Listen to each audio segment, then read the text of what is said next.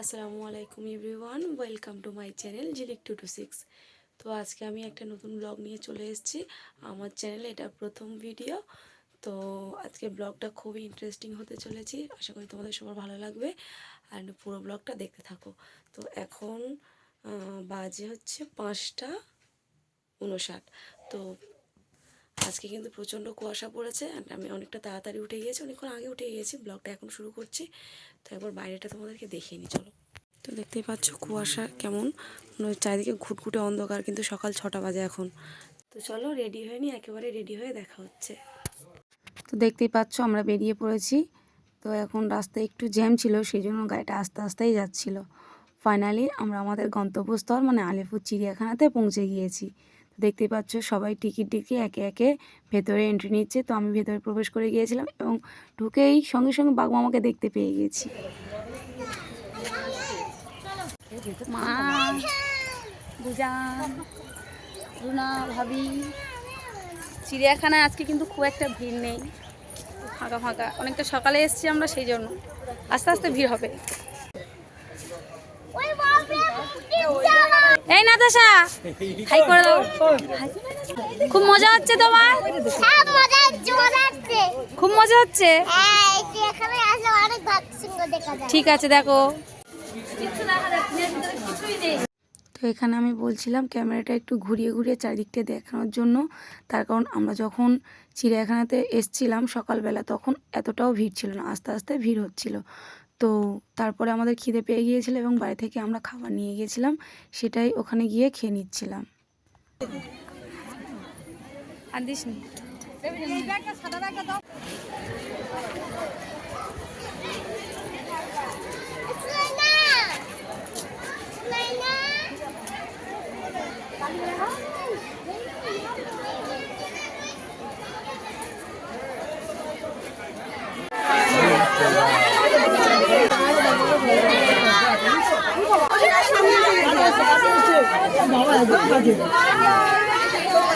ঘুমাচ্ছে।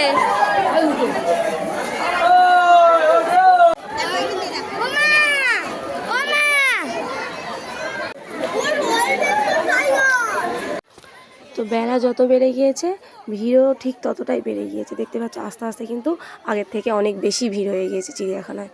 তো আমরা প্রায় অনেকটা কমপ্লিট করে ফেলেছিলাম দেখা, আর কিছু কয়েকটা জিনিস বাকি ছিল সেগুলো দেখার জন্য। তো একটু রেস্ট নিচ্ছিলাম এখানে বসে, সবাই খুব হেঁটে হেঁটে টায়ার্ড হয়ে গিয়েছিল। তো বসে একটু মজা করছিলাম, নাতাশা, আমি, মারিয়া। আর ওদিকে কুমিরগুলোও ঘুমাচ্ছিল। আজকে যেন সবাই ঘুমাচ্ছিল একসঙ্গে।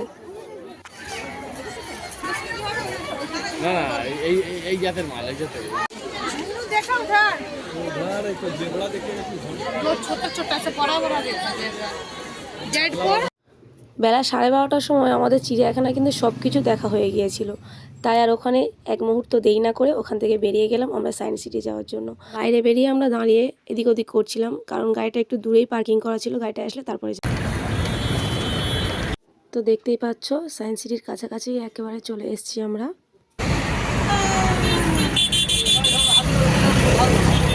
তো ফাইনালি সায়েন্স সিটির ভেতরে আমরা প্রবেশ করে গিয়েছি, দেখতেই পাচ্ছ। আর ওদিকে সবাই গাড়ি থেকে নামছিল, আমি এদিকে চলে এসেছিলাম। এদিকে আজকে কিন্তু গাড়ির প্রচণ্ড ভিড় ছিল, ওদিকে পার্কিং করার কোনো জায়গাই ছিল না। তো আমাদের গাড়িটা এদিকে পার্কিং করতে হয়েছিল তার জন্য। আর এখানে দুলাভাই টিকিট কাটতে গিয়েছিল, আমরা বাইরে দাঁড়িয়েছিলাম। আর ভেতরে ঢুকে সবাই সবার মতো ব্যস্ত হয়ে পড়ছে, কেউ ভিডিও করছে, কেউ ফটো তুলছে। আমি আর মা এখানে বসেছিলাম। মারিয়া স্টাইল মেরে বসেছে আর ওর আবুজি ওর ফটো তুলে দিচ্ছে। আর এদিকে আমি নাতাশার সঙ্গে একটু কথা বলছিলাম। নাতাশা বেশ এনজয় করছিল ওখানে গিয়ে, কিন্তু তো দেখতেই পাচ্ছ কেমন ডান্স করছে ওখানে, বেশ মজাই ছিল কিন্তু নাতাশা। এটার ভিতরে যাবো।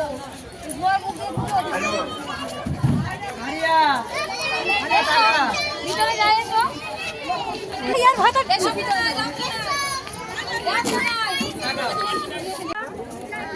এটা এখন ভিতরে বন্ধ হয়ে গিয়েছে, তাই জন্য এটা যাচ্ছি না, অন্য জায়গায় যাচ্ছি। আমি এইখানে আছি।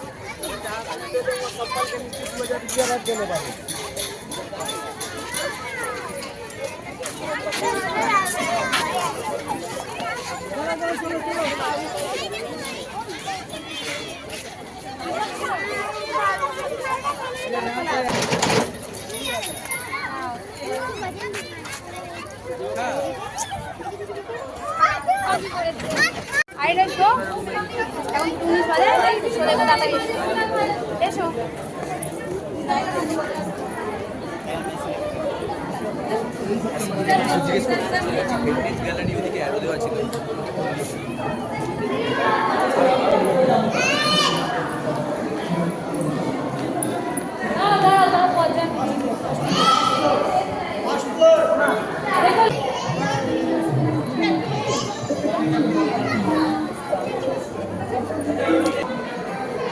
আজ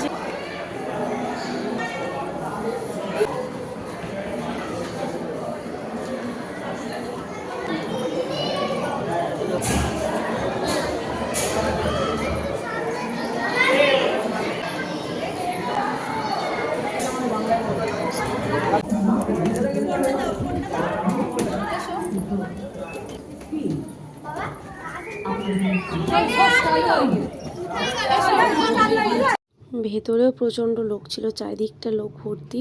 তো দাঁড়ানোর জায়গা অনেক কষ্ট করে পেয়েছিলাম। স্ক্রিনে ইতিহাসের কিছু বিষয় তুলে ধরেছে, তো তোমরা দেখতেই পাচ্ছ, সেগুলো আমি তোমাদের সঙ্গেও শেয়ার করলাম। 15 মিনিটের শো শেষ হয়ে গিয়েছে, এখন চারিদিকটা সবাই রাউন্ড মারবো একবার।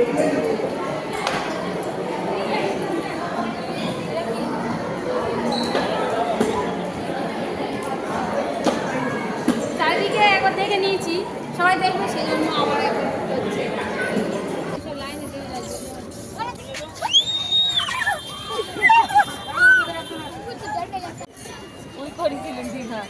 একদিকে মারিয়া নাতাশা বসেছে, একদিকে দুলাভাই বসেছে। সময় শো দেখবো, ওই জন্য আবার ঠিক করেছি আরেকটা শোর জন্য। এসো।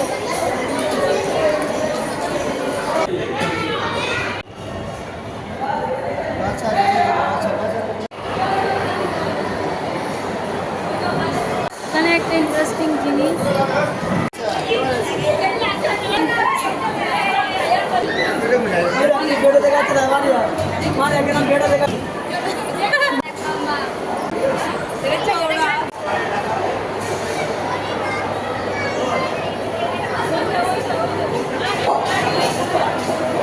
তো যে শোটা দেখতে গিয়েছিলাম ওখানে ক্যামেরা এলাও ছিল না, তাই আর কোনো ভিডিও করতে পারিনি।